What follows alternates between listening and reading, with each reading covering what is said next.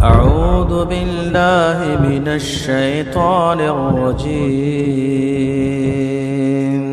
بسم الله الرحمن الرحيم. وما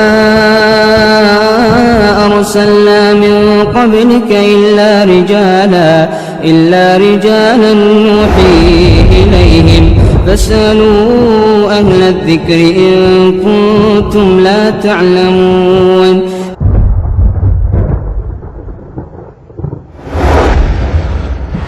سائل کہتا ہے کہ 3 وتر پڑھنے کا طریقہ بتا دیں۔ 3 وتر حدیث کی روشنی میں 2 طریقے سے پڑھے جا سکتے ہیں۔ ایک تو پیارے نبی صلی اللہ علیہ وسلم کا فرمان ہے کہ رات کی نماز 2 رکھتے ہیں، جب تم ڈرو کہ صبح ہونے والی ہے پھر 1 پڑھ کے اس کو طاق کر لو۔ تو آپ 3 پڑھیں یا آپ 5 پڑھیں یا آپ 7 پڑھیں، آپ کو جتنی اللہ نے توفیق دی ہے نماز پڑھنے کی پڑھتے رہیں، اور آخر میں 1 رکعت پڑھ کے سلام پھیر دیں۔ اگر آپ نے 3 پڑھنی ہے تو 2 پڑھیں، تشہد میں بیٹھیں اور سلام پھیر دیں، پھر کھڑے ہو کر 1 پڑھ لیں۔ یہاں پہ اکثر لوگ سوال کرتے ہیں جی پھر اس 1 رکعت کی نیت کیا ہوگی؟ نیت دل میں ہوگی، زبان سے نہیں ہوگی۔ زبان سے بولنا بدعت ہے، کسی صحیح حدیث سے ثابت نہیں ہے۔ دوسرا طریقہ یہ ہے کہ آپ 3 رکعت اکٹھی پڑھیں، اور اس پہ رسول اللہ صلی اللہ علیہ وسلم کا فرمان ہے کہ جب 3 وتر پڑھے جائیں تو مغرب کی مشابہت نہ کی جائے۔ مغرب کی مشابہت کیسے؟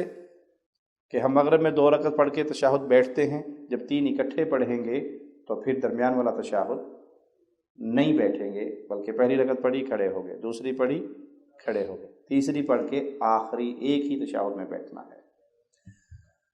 کچھ لوگ اس حدیث پہ یوں تو عمل نہیں کرتے، لیکن وہ دعائے قنوت سے پہلے اللہ اکبر کر کے رفع الیدین کرتے ہیں اور کہتے ہیں جی ہم نے مغرب سے مخالفت کر لی ہے، جہاں رسول اللہ صلی اللہ علیہ وسلم کی سنت صحیح ثابت ہے کہ آپ نے رکوع میں جاتے ہوئے اور رکوع سے سر اٹھاتے ہوئے دونوں موقع پہ اور 2 رکعتیں پڑھ کے تیسری رکعت کے لیے کھڑے ہوتے ہوئے رفع الیدین کی ہے۔ یہ پیارے نبی کی سنت ہے، صحیح بخاری میں، صحیح مسلم میں، حدیث کی تمام کتابوں میں یہ روایات موجود ہیں۔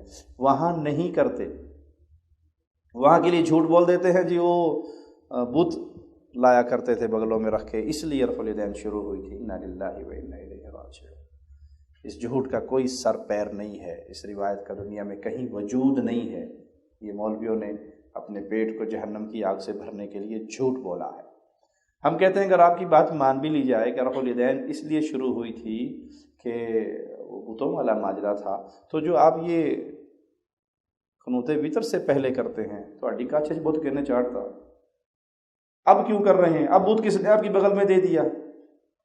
تو یہ بنائی ہوئی بات ہے جس کا کسی حدیث سے کوئی تعلق نہیں ہے۔ اگر کوئی نماز قضا ہو جائے تو اس کو ادا کیسے کرے؟ جان بوجھ کے نماز چھوڑنا کفر ہے۔ من ترک الصلاۃ متعمدا فقد کفر۔ جس نے جان بوجھ کے نماز چھوڑی اس نے کفر کیا۔ قضا ہونے کی 2 ہی صورتیں ہیں، آپ بھول گئے یا آپ سو گئے۔ سوئے والے کے لیے کیا حکم ہے؟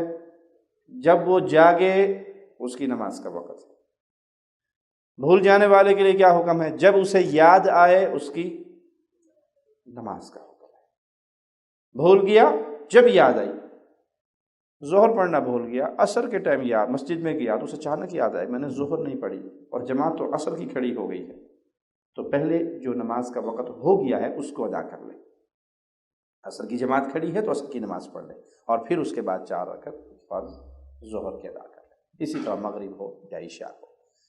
ایک صورت یہ بھی ہوتی ہے کہ حالت جنگ میں رسول اللہ صلی اللہ علیہ وسلم کا معرکہ کفار سے برپا ہے اور اتنی شدید جنگ ہے کہ انہوں نے آپ کو نماز پڑھنے کی مہلت نہیں دی، تو آپ جب مصلی پہ کھڑے ہوئے تو آپ نے ان کے لیے بد دعائیں کی۔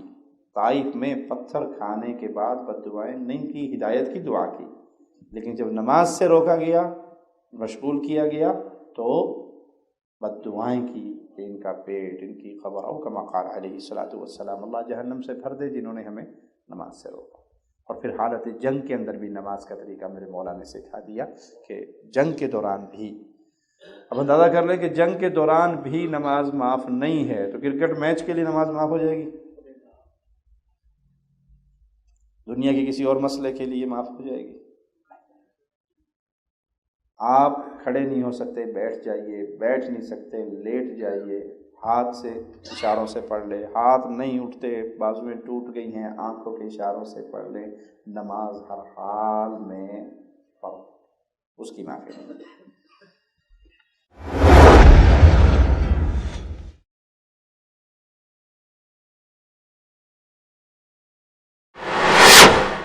أعوذ بالله من الشيطان الرجيم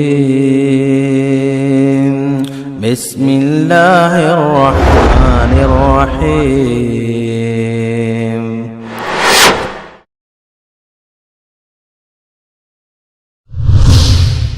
كنتم خير أمة أخرجت للناس تأمرون بالمعروف وتنهون عن المنكر وتؤمنون بالله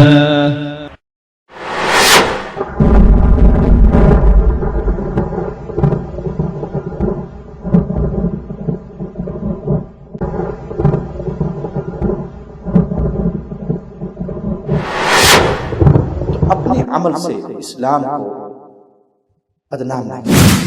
عبادت سے پہلے معاملہ ہے، عبادت سے پہلے معاملات ہے۔ عبادت آپ اور آپ کے اللہ کا معاملہ ہے، لیکن معاملات آپ سفیر ہیں اسلام کے۔ آپ اپنی بیوی سے کیا سلوک کر رہے ہیں، آپ اپنے بچوں سے کیا سلوک کر رہے ہیں، آپ اپنے کولیگ سے کیا سلوک کر رہے ہیں، یہ اسلام کی بدنامی یا نیک نامی کا آپ ذریعہ بن رہے ہیں۔ صحابہ کو دیکھ کر جو کفار مسلمان ہو جاتے تھے کیا وجہ تھی اس کی؟ ان کے عمل کو دیکھ کر، ان کے معاملے کو دیکھ کر، ان کے سلوک کو دیکھ کر۔ وما